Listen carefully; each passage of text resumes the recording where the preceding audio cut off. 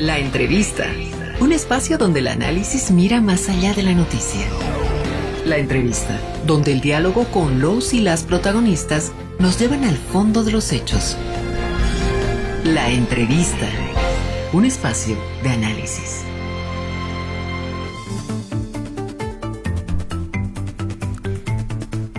Creo que en este momento nadie podría negar que las redes sociales juegan un papel crucial para la información. Pero también hay voces que apuntan a que es una de las vertientes más importantes para la desinformación. En Bolivia, este espacio también se convierte en este terreno fértil para que pues noticias que sean tendenciosas, falsas, puedan circular casi de manera masiva. Lo hemos visto en momentos, sobre todo críticos políticos, donde la desinformación ha generado hasta muertes en nuestro país. Es el caso de Montero, por ejemplo, el 2019, porque pues este flujo de información muchas veces llega a generar una percepción hasta equivocada de la población, ¿no? De la ciudadanía, y genera, por supuesto, espacios de polarización. Nuestro país está viviendo desde hace bastante tiempo una polarización donde las personas que piensan diferente ni siquiera se pueden sentar a discutir sobre pues sus posturas, ¿no? Bueno, estamos cerca de procesos electorales, es por eso que consideramos importante analizar cómo se propagan estas noticias, qué son los discursos de odio, cómo podemos prepararnos también hacia este ambiente electoral que de alguna manera ya lo hemos estado viviendo en nuestro país. Es por eso, amigas y amigos, que hoy hemos invitado a Wilmer Machaca. Él es sociólogo, ingeniero de sistemas de La Paz. Ayer se presentaba en un evento importante en estos mullos de diálogo de los jóvenes IAP. ¿Cómo estás, Wilmer? Buenos días. Muchísimas gracias por visitarnos en los estudios. Buenos días, gracias a ti por la invitación. Yo feliz de estar acá en la radio, poder compartir con la audiencia de tu programa y poder también en alguna medida transmitir algo que conocemos, algo que hemos ido trabajando todos estos años, y como tú lo has mencionado, hoy creo que es más relevante. Tenemos procesos electorales aquí este año y al próximo año, y siempre el país está en constante tensión también social, y entonces el espacio digital se ha convertido en ese espacio donde se disputa todas las narrativas, todas estas cuestiones políticas. Uh-huh. ¿Qué te ha parecido ayer el diálogo que han tenido? Me sorprendió mucha gente. Yo no pensé que iba a haber tanta gente, muchos jóvenes en su mayoría. Había mucho interés, había muchas preguntas y buenas preguntas sobre todo. Me ha gustado mucho, y no necesariamente enfocado en la temática que se expuso, sino también dudas que se han generado a partir también de la exposición, ¿no? Es decir, como si Facebook va a morir algún momento, ¿no? Diremos, uh-huh. O tal vez ver cómo se debe de generar algún nivel de uso para no reforzar la polarización dentro de nuestro uso de las redes uh-huh. sociales. Eso me ha parecido súper interesante, porque eso puede tener también un ojo político, pero también un ojo social, que en lo familiar es importante ver cómo podemos ir generando hábitos de consumo, ¿no? En nuestras uh-huh. redes. Así es. Alguien dice que necesitamos una alfabetización virtual. Por ahí se están promoviendo algunos grupos incluso y redes en Bolivia de este proceso de alfabetización en lo virtual, que es realmente muy importante. Wilmer, empecemos con algunos temas que son creo que la base para que podamos llegar a entender qué es lo que está pasando en nuestro país. De un tiempo a esta parte, el Internet se ha convertido en uno de las herramientas, el Internet y las redes sociales más importantes para poder conectarnos, ¿no? Uh-huh. Incluso hay personas que ya ni se ven y solo se interactúan a través de las redes sociales. ¿Cuál es nuestro nivel de conexión en Bolivia? ¿Quiénes acceden más? ¿A dónde accedemos? Sí, sin duda. Yo creo que las redes sociales hoy es el espacio paralelo tal vez a la vida social, en la vida real que tenemos, donde interactuamos, nos comunicamos, generamos activismo, diálogos, existen comunidades. Es tan complejo y diverso que es como que un paralelo a la calle, ¿no?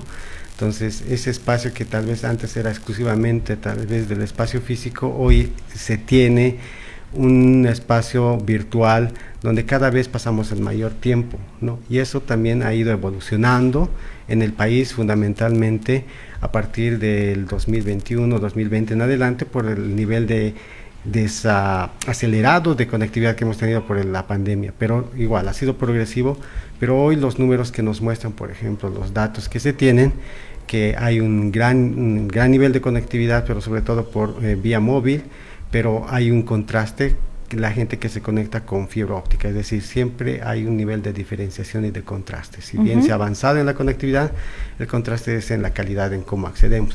Lo mismo pasa en el uso, ¿no? Hay gente, un gran porcentaje, un 80 y tanto por ciento que tiene conectividad, digamos, tiene un uso personal del celular, pero hay un contraste con las personas que se conectan o hacen uso de internet por medio de una laptop, medio de una tablet, un dispositivo que te da mejores posibilidades de interacción o interfaz dentro de red de internet, ¿no? Entonces, eso es gravita. ¿Cuál es la diferencia, por ejemplo, de la población que vive en provincia, la ciudad? Porque pues también muy poco de alguna manera conocemos si realmente hay un nivel de conectividad alto en provincia y a dónde accedemos. También creo que eso es muy importante, ¿no? Sí. Porque ahí también se va a ver un poco quiénes son los que plantean los discursos en las redes sociales, ¿no? Sí, es algo que hacía ayer un contraste, por ejemplo, en hitos históricos en el país. Por ejemplo, hemos tenido el TIFNIS, hemos tenido la crisis del 2019, han sido hechos digitales, pero con un nivel bajo de personas usuarias, pero también con un nivel bajo de interconectividad o de conectividad que se tenía en ese entonces. Entonces, todo ese activismo político, sobre todo, ha estado concentrado en las capitales de ciudades y clases medias que nos podían costear, digamos, el internet, ¿no? Eso ha ido cambiando, el 2019 se ha masificado y hoy por hoy, digamos 2025, 2024 tenemos un internet mucho más complejo, ¿no? Podemos ver, por ejemplo, ese cambio en los referentes, en los creadores de contenido o influencers mal llamados que tenemos. Entonces hay un cambio de rostro, un rostro mucho más popular, más rural, y eso nos muestra también que el internet se ha diversificado, ¿no? Y estos creadores de contenidos tienen muchos más cantidad de seguidores en el espacio digital que los que tenían antes, ¿no? Millones, están por el 1 millón, 2 millones, y eso es un dato importante, así igual como la música popular, que antes estaba sumamente tal vez restringida a ciertos espacios, a ciertas disqueras como Discos Cóndor, con la música chicha, el guayno y todas estas cosas. Tienen hoy en el espacio y en el internet su propia capacidad de difusión. Igual tienen el nivel de reproducción de millones y millones. Entonces eso es la posibilidad que internet te da.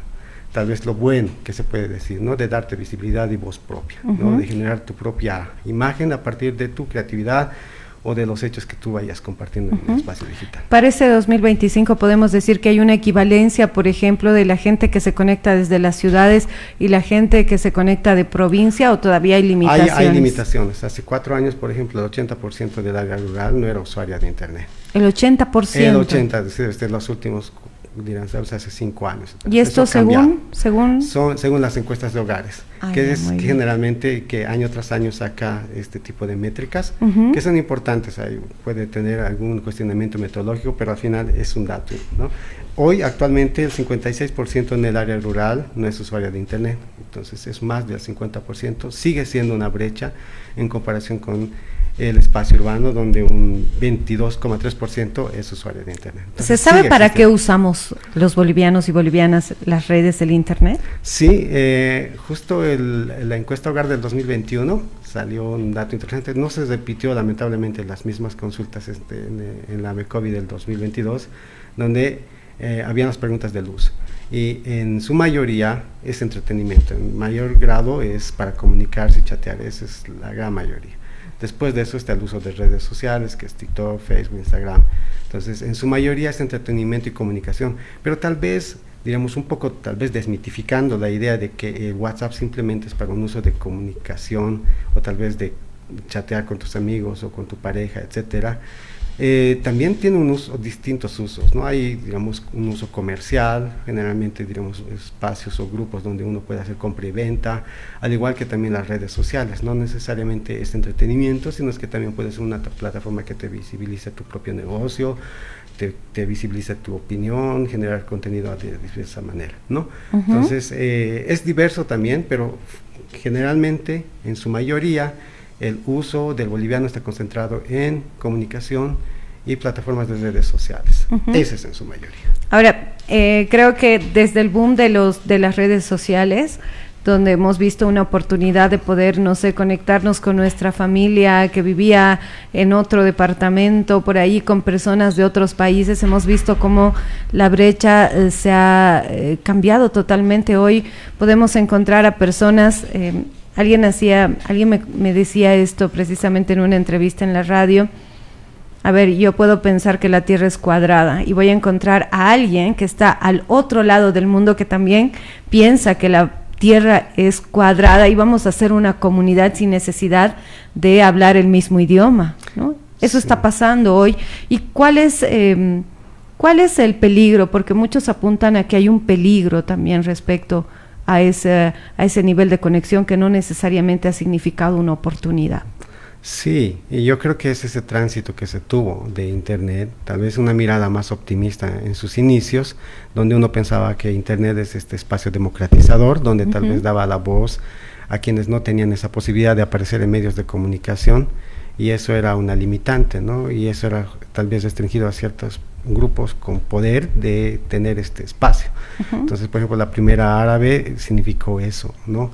En el país también creo que el TIFNIS en alguna medida sí es una comunicación alterna que generó de ciertos sectores sociales que han manifestado su interés o su sensibilidad por ejemplo, la Amazonía, el tema ecológico, el medio ambiente, etcétera, ¿no? Ha sido como la herramienta unificadora de diversos temas. Sí, generó una comunidad. Yo recuerdo que en Facebook fundamentalmente se crearon grupos, Amigos por el TIFNIS, es como una hemerografía, es una hemeroteca de cómo fue los hechos, ahí cómo fue evolucionando y quienes participaron, y te puedes dar cuenta que sí, realmente ha sido una cosa muy interesante. Entonces, eso es una primera etapa, es decir, son comunidades que se agrupan por causas específicas, ¿no? En un inicio tal vez el eje fundamental fue estas causas como la defensa del medio ambiente, el feminismo, temas indígenas, defensa de los animales o protección de los animales, ese eje, ¿no? Tal vez una línea mucho más progresista dentro de lo que se puede tener en sentido político, pero eso ha ido cambiando, ¿no? Y eso fundamentalmente es a partir de que se ha ido masificando el uso, pero también ha generado a partir del uso intereses que se han ido distorsionando. Por ejemplo, las plataformas han empezado a usar bastante nuestros datos para poder venderlos, y eso es Cambridge Analytica, que usó los datos de sus usuarios, de 15 millones de sus usuarios, y los vendió para campañas políticas, para campañas de polarización, de generar emociones, etcétera, ¿no? Entonces, reacciones. Entonces ahí vemos que es una cosa generada por las plataformas que con la capacidad de información que tienen de nosotros pueden generar campañas muy específicas, microsegmentadas. Eso tal vez es uno. Y el otro es que también comunidades organizadas que se han introducido tal vez ya al espacio digital, que tal vez pueden estar o no de acuerdo con nuestra perspectiva de cómo debe ser Internet. Entonces Internet es mucho más complejo, tal vez un poco más parecido a la vida real de lo que antes era, ¿no? Tal vez un espacio mucho más tranquilo, y ese Internet ya no existe, ¿no? Ahora, ¿tú crees que, por ejemplo, claro, hemos visto cómo cada vez que hay una actualización vemos que algo está cambiando en Internet? Esto es lo que tú mencionas, desde el año pasado aproximadamente se han empezado a crear estas dinámicas de comunidades en todas las redes, vemos en Facebook, en WhatsApp, están en Instagram, no sé, yo te mencionaba hace algunos minutos, algunas personas apuntan a que hay un riesgo y un peligro también con esto que se está creando, porque de repente incluso vemos como hay países que advierten de los riesgos y peligros. Esta semana concretamente, o la pasada semana, Australia ha decidido prohibir totalmente las redes sociales para menores de 16 años, ¿no? Van a dar un plazo de 1 año para que en el 2026 ya ningún menor de 16 años pueda acceder a las redes sociales. Sobre todo apuntan con mucha claridad a Facebook, está TikTok, Instagram, ¿no? Son redes a las que las ven como un riesgo inminente incluso para su desarrollo. ¿Es así? ¿Tú crees que hemos llegado a un nivel donde se ha vuelto realmente peligroso poner tu información, interactuar, etcétera, etcétera? Sí, yo creo que lo que hay que entender tal vez que cuando nosotros hacemos un uso de estas plataformas es que las plataformas no son ingenuas, no son inofensivas, sino es que tienen intereses, ¿no? Y el interés práctico de estas plataformas es que pasemos el mayor tiempo posible y ellos recabar la mayor información posible de nosotros, ¿no? Entonces eso no está regulado. Mientras no esté regulado, mientras no haya un poder, ya sea macroestatal, a nivel geopolítico, que pueda tal vez condicionar, diremos, mayor transparencia de estas plataformas, creo que se va a seguir repitiendo esto, ¿no? Ahora, sobre las causas y efectos, yo creo que aún todavía no lo estamos percibiendo, hay estudios muy iniciales, en qué medida esta forma de consumo, sobre todo muy enfocado a reforzar nuestras ideas y nuestros pensamientos, está afectándonos socialmente y psicológicamente, ¿no? Pero yo creo que hay percepción que podemos tener a partir de cómo, digamos, en lo social, sí genera o de fuerza fracturas sociales, ¿no? No es que nacen en la plataforma, no es que nacen en Facebook o en TikTok o en Twitter este tipo de polarización, sino es que se alimentan de fracturas sociales que están dentro del mismo país como pendientes, ¿no? Entonces, cuando tú encuentras eso y este nicho y hay intereses políticos y económicos que hurgan eso y generan campañas desinformativas y de polarización, entonces eso se exacerba más, ¿no? Entonces, ese es el peligro, los algoritmos que nos encierran cada vez más y nos refuerzan solamente que nos mantengamos en nuestras ideas, y eso nos genera o nos hace más intolerantes de uno y de otro lado. Puede ser que sea desde la derecha, pero también puede ser que sea desde la izquierda, desde quienes crean tal vez en ideas libertarias o desde quienes crean también en el feminismo. Y eso es un poco lo que ayer un poco conversaba, cómo podemos romper un poco desde nuestro uso eso, es fijarte lo que piensa el otro. Leer lo que piensa el otro y escuchar, no bloquear. Generalmente lo que hacemos es cuando no nos gusta algo es lo bloqueamos, dejamos de seguirle, no, este es antiderechos o este es un maldito zurdo, ¿no? Entonces, y vamos ahí, ¿no? Cerrándonos, y eso simplemente nos crea un imaginario que no es real, porque así como la vida real es compleja, también las redes es compleja, solamente que no nos permitimos ver lo complejo que es. Claro, sobre todo me parece eso muy importante porque necesitamos tener herramientas de cara a lo que va a ser este proceso eleccionario, ¿no? Donde seguramente vamos a ver que hay intereses, porque las noticias falsas no circulan masivamente solo porque sí, no hay alguien, como tú lo mencionabas, que está promoviendo, es por eso, amigas y amigos, es tan importante porque consideran que incluso podríamos llegar algún momento a ser sujetos de que alguien más pueda elegir a un gobierno, que no seamos nosotros, precisamente por la información que está circulando. Lo he visto en denuncias, por ejemplo, como, no sé, tú mencionabas en Estados Unidos, ¿no? Es posible que Donald Trump haya comprado estos datos y, no sé, a Wilmer le gusta el color amarillo, yo le voy a mandar un afiche de color amarillo con el mensaje que yo quiero que él reciba. A Jimena le gusta el color negro, le voy a mandar un afiche con el color negro, pero además con las cosas que a ella le interesa para que así pueda atraer a esta persona a mi lado, ¿no? Y claro, es más difícil así cuando se cierra una persona a su contenido, pueda ver lo que el otro está pensando o está opinando. Hoy, sobre todo, Wilmer, vemos como hay mucho riesgo con esto de, que me gustaría que lo conceptualices por ahí, también para quienes todavía no han profundizado, porque cada vez más me doy cuenta que parece realmente tan nuevo este espacio de discutir, ¿no? ¿Qué significa desinformación? ¿Qué significa discurso de odio? ¿Cuándo es discurso de odio? ¿Cuándo es libertad de expresión? Bueno, yo creo que en el caso de desinformación es una cosa mucho más compleja. Ayer justo preguntaron si es lo mismo desinformación o fake news.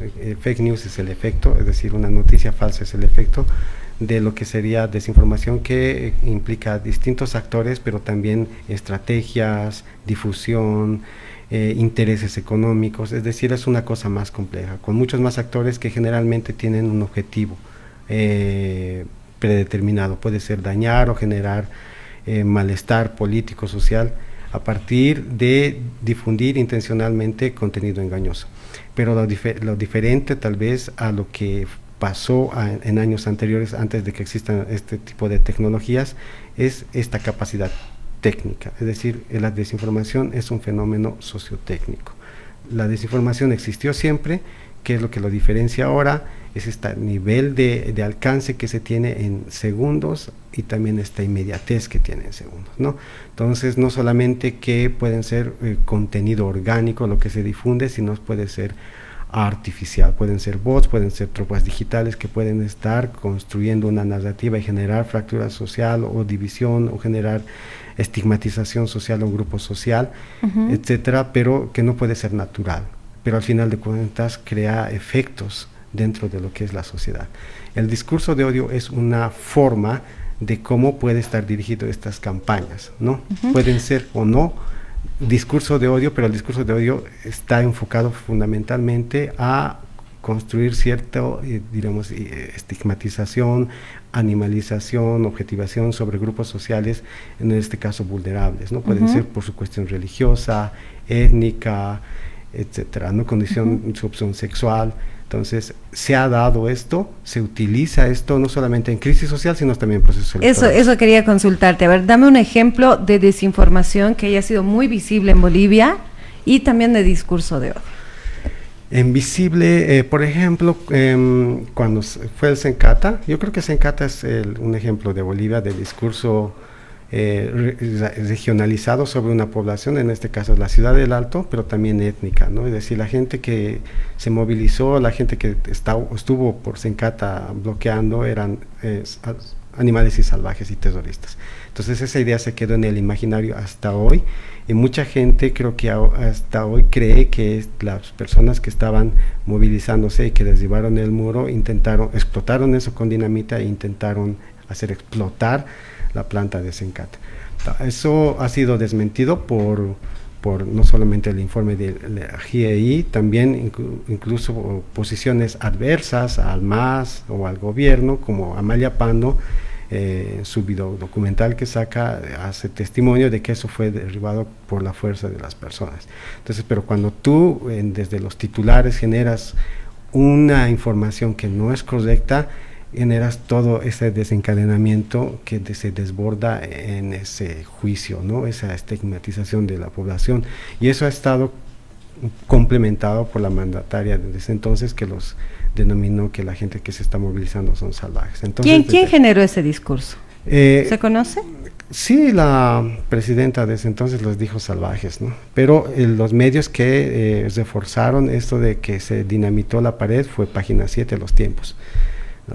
Sacaron una nota donde aseveraron que se derribó esos muros con dinamitas a los 20 minutos de lo que sucedió el hecho. Entonces eso está, justo ayer un poco mostraba eso, han cambiado los títulos, han cambiado el URL, pero siempre hay formas de saber cuál era el original técnicamente. Entonces eso hoy por hoy se borró, Página 7 lo borró, pero está ahí en otros repositorios donde uno puede ver cuál fue la publicación original que tuvo. Y eso tuvo repercusiones, porque el Estado, el gobierno en ese entonces, el ministro de Gobierno, también las Fuerzas Armadas, justificaron sus acciones de haber disparado con armas y asesinar a personas bajo el tenor de que las personas dinamitaron y tenían la intención de hacer explotar la planta de gas. Entonces, si tú a una persona polarizada hoy le preguntas que los salteños o los de Sencata querían explotar el gas, entonces te va a decir que sí, ¿no? Entonces, eso difícilmente cambia de percepción, más allá de que uno pueda incluso mostrarle informes, inclusive de gente que ha estado un poco distante de tal vez estos grupos sociales. Ese es un ejemplo, por ejemplo, ¿no? De discurso. Me parece súper clave, porque además, o sea, estamos viendo la consecuencia, ¿no? Primero se ha deshumanizado a estas personas diciendo que son salvajes, que son, bueno, con todos estos calificativos, para que pues no haya ni siquiera un nivel de sensibilización de se está matando gente, porque se ha matado gente, ha muerto gente, precisamente porque ha habido este discurso de que ellos habían tomado cierto tipo de actitudes, y te lo mencionaba al principio Montero, por ejemplo, que por lo menos es el primero que nosotros identificamos como medio de comunicación. Circuló una imagen en redes sociales de pues personas que habían quemado a otras personas. Luego se conoció que esta imagen era una imagen de México, ¿no? Afortunadamente se pudo conocer eso, pero eso se conoció después de que la gente se exacerbó viendo esa imagen en sus celulares, salieron a las calles y hubo un enfrentamiento donde derivó también la muerte de 2 personas, ¿no? Sí. O sea, las consecuencias pueden ser terribles, porque creo que eso es uno de los puntos importantes que tenemos que reflexionar. Cuando se genera este tipo de discurso de odio sin un análisis colectivo, sin una responsabilidad de quienes incluso emiten estos mensajes, es muy fácil que esa misma forma se pueda replicar hacia nosotros, hacia otro grupo de la población, ¿no?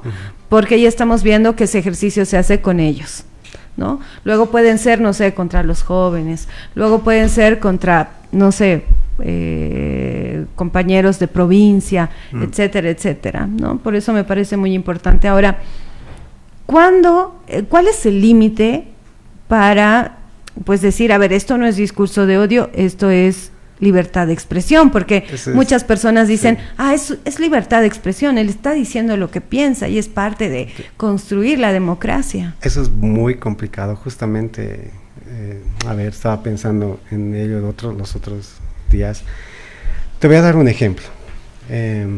Hace poco tiempo había un TikToker del Alto que se llama Rubén Blanco, que dio su opinión sobre el tema de los mineritos en Potosí, que le parecía, no sé, como zupavijeros y etcétera. No era una cosa amena, cálida, ¿no? Entonces sí, despectiva, ¿no? Hizo una referencia despectiva. Entonces se lo acusó por racismo, ¿no? Por la ley. Y fue la gobernación de Potosí, fue Derechos Humanos del Alto, fue el Viceministerio de Descolonización, el Ministerio de Culturas y los cooperativistas que se juntaron y lo procesaron. Ya. Entonces, él está prohibido de usar sus redes sociales, ¿no? Él hacía batallas y monetizaba, entonces ahí como que le cortaron, digamos, eso por esto de la ley contra la lucha contra toda forma de discriminación y racismo, pero también le cortaron su libertad de poder trabajar, ¿no? Entonces, porque monetizaba, y ahí uno se pone a pensar, pero si nos damos cuenta, si esta persona no era una persona visible, porque hay muchas personas que vierten su opinión de esta misma manera o peor en redes sociales, pero no son fijadas, no son como que enjuiciadas, porque eso es imposible. Hay como Rubén Blanco, y mucho peor, hay cientos o decenas de personas que están dando su opinión de manera con adjetivos. Imagínate si todos tendrían que ser procesados, ¿no? Entonces es complicado, pero se sentó jurisprudencia.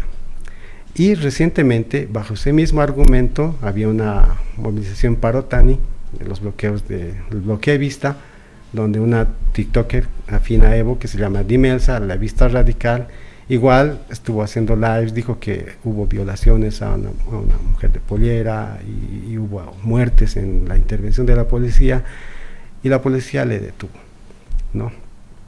Y hoy está prohibida de hablar de política en sus redes sociales, es decir, bajo el mismo justificativo de cómo se sancionó a Rubén Blanco. Entonces, uno puede decir todo lo que quiere en redes sociales, es complicado, ¿no? Porque al final de cuentas, si se va a sancionar al usuario, porque esa siempre ha sido la perspectiva, cuando se ve el tema de regulación y desinformación, es que siempre se quiere sancionar al usuario. Sí, ha habido intencionalidad tal vez en el caso político, en el segundo caso, pero en el otro era una persona que simplemente estaba diciendo lo que creía de manera, digamos, de su performance y todas esas cosas, pero hubo alguien que grabó el clip, lo difundió en espacios de Potosí y se hizo visible. Entonces, Es parte además de la dinámica de quienes hoy son considerados influencers, claro, como tú decías, porque, a ver, no es lo mismo que X persona, fulanito de tal, que tiene 3 seguidores, emite un discurso de odio, a que alguien que tiene 50,000 seguidores, ¿no? Ese discurso se amplifica. Y quisiera saber qué ha pasado con ese tema. Ellos están limitados por un tiempo, de por vida, porque recordemos que ya hemos visto un ejercicio similar. Donald Trump ha sido el primer censurado en Twitter, claro, precisamente porque emitía discursos de odio, discursos contra los derechos humanos. Y ahí, ¿no? es bien complicado. ¿Qué es discurso de odio? ¿En cuánto se mide el discurso de odio? Y su efecto. Nosotros tenemos nuestros antecedentes. Igual hubo una persona que hizo un meme sobre Carlos Romero, el exministro de gobierno, igual que estuvo preso por unos cuantos meses, ¿no? Y el peor antecedente que tenemos es en la época de Yanine Áñez, donde Arturo Murillo, bajo 2-3 decretos de desinformación sobre la pandemia, arrestó a 64 personas, ¿no? Porque estaban, y al final la relación no era tanto de personas que están desinformando en la pandemia, sino eran personas que tenían cierta afinidad en sus publicaciones con el MAS. Entonces había, bajo el justificativo de la pandemia, de desinformación de la pandemia, había también objetivos políticos que se estaban haciendo. El contexto internacional, las instituciones de derechos humanos obligaron a que se eliminen esos decretos, ¿no? Entonces es complicado. Creo que ahí siento que no debería de ir una regulación en ese sentido desde el usuario. Sí debería de haber algún nivel de reglamentación, pero creo que más debería de fijarse un nivel de tareas, no solamente diremos en cómo debemos de interpretar los hechos, cómo debemos tal vez de ver la comunicación que se hace en momentos bien complicados de crisis política, sino también yo creo que es un poco ver a largo plazo, ver el efecto que tienen las plataformas de encerrarnos en nuestros sesgos, en nuestras cámaras de ecos, y a veces nosotros creernos lo que pasa, ¿no? Entonces es complicado, y así como eso tal vez se puede generar algún nivel de ejemplos en otros ámbitos, ¿no? Sí. En otros ámbitos. Y a ver, yo he visto por ejemplo casos en México de influencers a los que han terminado en cárcel precisamente por emitir discursos de odio que han generado estas olas de odio, ¿no? Porque, no sé, no me gusta cómo piensa Wilmer, ha dicho X cosas sobre X persona, vayan, atáquenlo, ¿no? Entonces han sido ataques sistemáticos de personas que seguían a otras, lo hemos visto con un caso de violencia de género sobre todo, y este influencer que mandaba precisamente hacer esos ataques ha terminado presa, ¿no? Y también generando un precedente. Pero creo que el riesgo también es lo que tú mencionas, ¿no? De repente el espacio político, o más bien dicho, ciertas personas con afinidades políticas podrían instrumentalizar esta norma y no generar reglas de convivencia pacífica, más bien, pues, maniquear de alguna manera todo lo que se está sentando como precedente, ¿no? El tema es que en el país la particularidad es esta desinstitucionalización, la falta de independencia de poderes, y los casos que te mencioné, donde sí hubo casos donde gente por usar las redes sociales fue sancionada, procesada, incluso encarcelada, tienen que ver con un móvil o interés político. Es decir, el poder político, si no hubiese sido la gobernación de Potosí, eso no se movía. Claro. ¿No? Entonces, ahí estamos viendo como un tema de contexto cultural que efectivamente iba a tener una repercusión, sí, ¿no? Sí. Pero así como Rubén Blanco, con más o menos seguidores, tal vez hay gente que se manifiesta hacia una danza o hacia otro sector de la misma manera. Pero si no hay un móvil político que ejerza presión sobre la justicia, entonces eso no pasa nada, ¿no? Sí. Se nos ha acabado el tiempo, querido Wilmer, y hay tantos temas para seguir conversando que te propongo que, bueno, tengo entendido que hoy ya te vas de la ciudad. Sí. Espero que hayas tenido una visita placentera. Bueno, vamos a estar estableciendo contacto, ¿no? Es importante empezar a dialogar cada vez más profundamente o abordando diferentes aristas, porque se vienen momentos complicados para las y los bolivianos en temas de elecciones, y creo que no estamos preparados.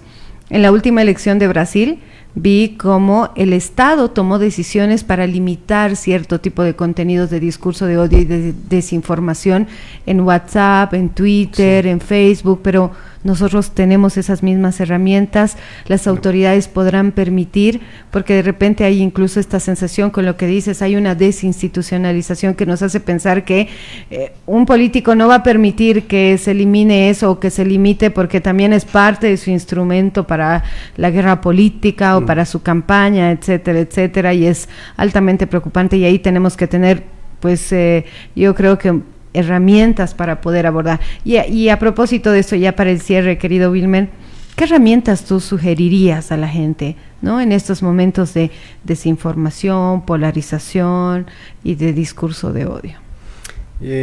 Yo creo que una herramienta para por lo menos informarnos es entender que los medios de comunicación, sí hay medios tradicionales que tal vez tienen un respaldo y una solvencia de décadas y años, que tal vez pueden ser lo más fiables, pero tampoco están exentos, ¿no? Pero siempre tener información plural, ¿no? Y discernir. Sé que eso es bien difícil, es tiempo, pero en el ámbito informativo sería siempre eso, dudar de que una información, no necesariamente un meme, un video de TikTok puede representar, digamos, algo. Yo creo que hay un nivel de alfabetización interna que todos tenemos con las personas mayores en nuestros hogares. Yo creo que esa es una tarea propia de nuestra generación, sino también de la generación de más jóvenes, el coadyuvar tal vez a que esos procesos desinformativos tengan un nivel de incidencia dentro de las personas que tal vez tienen menor uso de Internet, ¿no? Despolarizar nuestro uso para quienes estamos constantemente en redes, es lo que te decía hace un momento, abrirnos, dejar de ver solamente lo que está afín hacia nosotros, sino ver de la manera más plural posible. Y creo que también un poco generar cierta desconectividad en ciertos momentos es saludable, ¿no? Wilmer, muchísimas gracias por habernos visitado. Que tengas buen retorno. Gracias a ustedes. Un gusto. Cerramos este espacio de entrevista. La entrevista. Un espacio donde el análisis mira más allá de la noticia. La entrevista, donde el diálogo con los y las protagonistas nos llevan al fondo de los hechos. La entrevista. Un espacio de análisis.